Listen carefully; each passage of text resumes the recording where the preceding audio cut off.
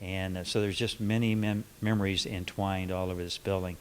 The service station, all the things are from the 30s, 40s, and 50s. Herb Storms passed on about 5 years ago. He's a good friend of mine. He'd been in business since 32, and I'll just tell you one story because I'm talking you to death here, but he came over here about 4 months before he died, and he was absolutely the best friend. I really miss him so much. And he looked at the old station. He said, well, this looks like the station that I built in 1947 that burnt in 1952. And I said, well, Herb, I remember that station, and I copied it. And he said, well, you were only 10 years old. How'd you remember that? And I said, well, I never forget anything.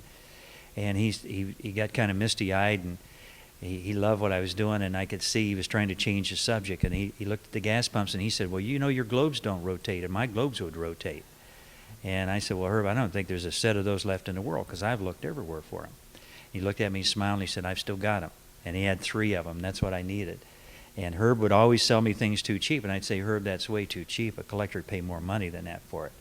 He would tell me what year he bought it, how much he paid for it, what percentage of profit he was making. If that's okay with you, it's okay with me. And I go, okay, Herb. So there's many, many stories like that, thousands literally. Well, now, you open a summer place to civic organizations, car clubs. How does someone make a reservation to come and see what you have here? If they'll call our office between 8 and 4 and ask for Mallory, she takes those appointments. We like to cook for, if we open the diner, we like to serve at least 25 plus because there's quite a bit of cleanup time required to put all that back together.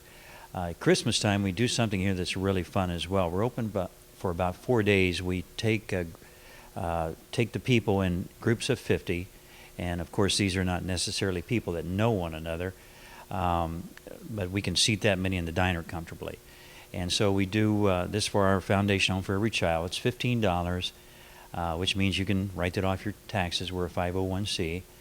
And you'll receive cheeseburgers, French fries, incidentally the best cheeseburger you've ever had, French fries, flavored Cokes, banana splits, and then you come across the street to see It's a Wonderful Life and have popcorn. So it's a great feeling. I know last year we were very fortunate to have snow every day, and the movie's quite long, and I thought, well, people will leave after an hour, they'll get bored. But what I found was at 2:30 in the morning, people were still walking up and down the street in the snow because they didn't want to leave. They said it was such a good feeling that they felt like they went back in time and they didn't want to leave. The fee, the $15, or groups, I think a group, $50, all goes towards a foundation that you've created that's all about children. Tell us about that. Every penny goes to a home for every child, and we were adamant about that when we became a 501c. My wife and I actually fund the majority of it, but the rest of it comes out of the town. And one of the reasons we do that, someone said to me one day, said it seems like it'd be easier just to donate the money because of the work involved. But the reason we open is part of the mystique, you know, to create the feelings, the awareness, to really receive blessings like you folks who come in and do stories that enable us to help more people adopt children. And so it's really a great thing to help us create awareness for the foundation. And so I don't mind at all going out there and cooking, you know, if we'll reach someone that had thought about adopting a child, and then we can help that person adopt a child. And you have a website. There's a website about a summer place. Tell us a little bit about the website. The website for a summer place is www.asummerplace.org, and that's still a work in progress too. But there's quite a bit of stuff on there. A lot of scenes in the snow, like things like moving the caboose in, and some very good pictures on there. Then there's a second website on our foundation, and it's www.ahomeforeverychild.org, and it gives you kind of some insight as to what we do and how we do it. We do domestic adoptions as well as international. If the villages in Kokomo have a special need, we try to fulfill that. We do some missions as well. But primarily our focus is to inspire people to adopt children and help them with that process. And if they need the money, we'll pay for part of their adoption. How do we get here?